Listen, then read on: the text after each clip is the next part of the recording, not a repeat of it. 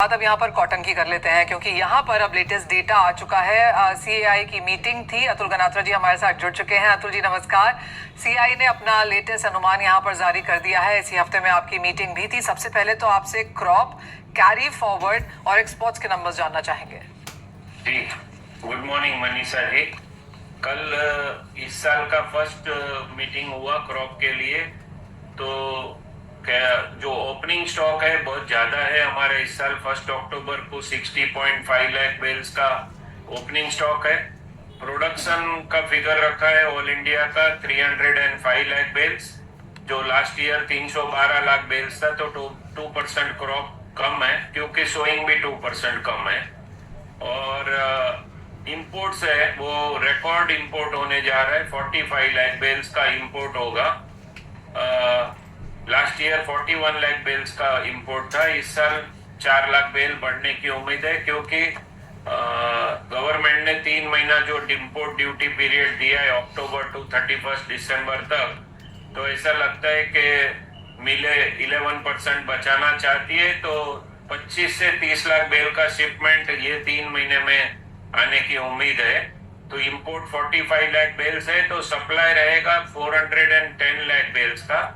उसके सामने last year का कंजम्पशन 312 लाख बेल था, वो हमने इस साल 300 लाख बेल किया है। कमेटी के सभी मेंबर का कहना था, मिल पैनल का भी यही कहना था कि कंजम्पशन कम होगा, तो 5% कंजम्पशन हमने कम करके 300 लाख बेल का लिया है।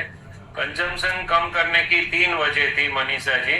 एक था टैरिफ के चलते हुए मिलों का थोड़ा कंजम्पशन कम हुआ है। दूसरा जीएसटी का जो मैनमेड फाइबर पे 18% का 5% हुआ। 13% जीएसटी का रिलीफ मैनमेड फाइबर से मिलने से मेनली साउथ में जो छोटी छोटी स्पिनिंग मिल है वो पॉलिस्टर विस्कोस पे जा रही है, कॉटन को छोड़ रही है, तो वो 5% का शिफ्टिंग इस साल होगा, ऐसा हमारा अंदाज है। और तीसरा अभी लेबर का बहुत शॉर्टेज चल रहा है, तो इस वजह से 5% कंजम्पशन कम पकड़ा है। और एक्सपोर्ट हमने 17 लाख बेल्स लास्ट ईयर जितना ही पकड़ा है, तो ये पकड़ के क्लोजिंग स्टॉक 93 लाख बेल्स का आ रहा है, जो 30 सितंबर 2026 को हमारे पास घर में 93 लाख बेल्स का कॉटन स्टॉक रहेगा, जो मिलों का कंजम्पशन करीब करीब 4 महीने का हमारे पास स्टॉक, क्लोजिंग स्टॉक आएगा, जो बहुत बड़ा स्टॉक है। हमने रेयरली इतना स्टॉक देखा है। हर साल स्टॉक है वो 30-35 लाख बेल्स का स्टॉक रहता है मनीषा जी, मगर लास्ट 2 साल में 24-25 और 25-26 में करीब करीब 90 लाख बेल्स इंपोर्ट होगा।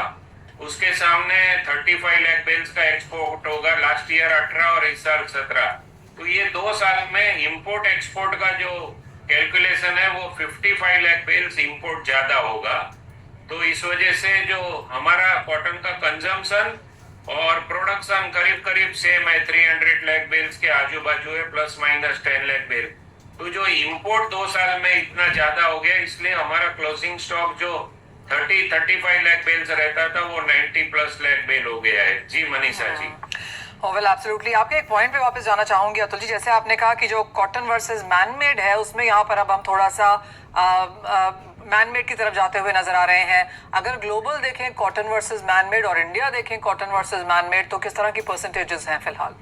जी, वर्ल्ड मार्केट में मनीषा जी कॉटन 30% स्पिन होता है मिलों में और 70% मैनमेड होता है।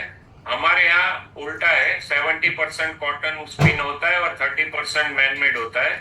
मगर कॉटन का जो कॉस्टिंग आता है वो करीब करीब क्लीन कॉटन का 200 रुपीज के प्लस का कॉस्टिंग आता है। उसके सामने पॉलिस्टर 105 रुपया, विस्कोस 145 रुपीज, बहुत सस्ता है। और जीएसटी का 13% रिलीफ मिलने के बाद और सस्ता हो गया।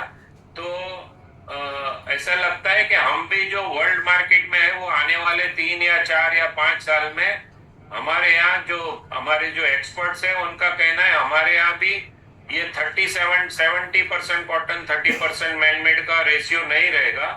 ये करीब करीब 45% मैनमेड और 55% कॉटन ऐसा रह जाएगा, क्योंकि वो सस्ता, हर एक लोग एक्सपोर्ट में भी चाहते हैं कि 20% 30% पॉलिस्टर या विस्कोस मिला के कॉटन के साथ स्पिन किया जाए, उसका ये दो फायदा है। एक तो कॉस्ट कम हो जाता है मनीषा जी, और दूसरा जो कॉटन है वो 100% कॉटन को मेंटेन करना बहुत मुश्किल है। अगर उसमें 20-25% विस्कोस या पॉलिस्टर मिला जाता है तो वो उसको मेंटेन करना इजी होता है और कॉस्ट भी कम हो जाता है।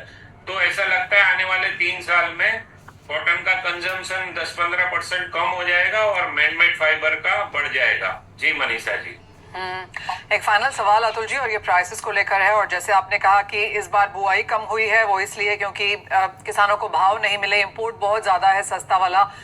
किस तरह से आप प्राइसेस मूव करता हुआ देखते हैं इंडिया विज़ावी ग्लोबल?